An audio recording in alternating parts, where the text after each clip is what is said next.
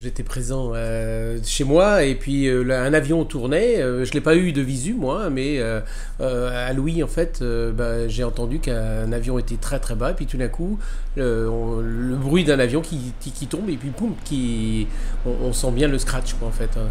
Donc je suis moi sorti devant chez moi, je suis allé dans la rue et j'ai pas vu de fumée. Et le voisin, lui, qui l'avait vu de visu, m'a dit il est tombé de l'autre côté de Pouzac, en fait, au-dessus de l'étang.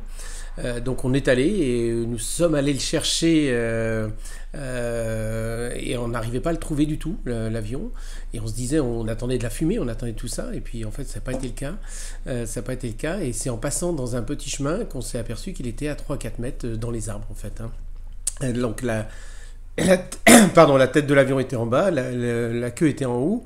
Et donc quand on est arrivés tous les deux avec ce monsieur, avec notre voisin, il nous a demandé de l'aide, aidez-moi, aidez-moi. Il parlait en français? Il parlait en français, ouais, aidez-moi, aidez-moi. Et donc très vite on s'est aperçu il était anglais en fait.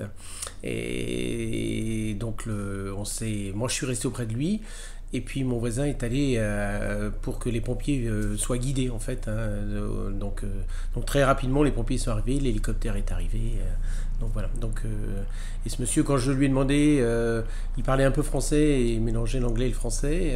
Ce qui s'était passé parce qu'il était conscient. Il saignait à la tête, mais il était conscient. Il m'a dit qu'il ne savait pas du tout ce qui s'était passé.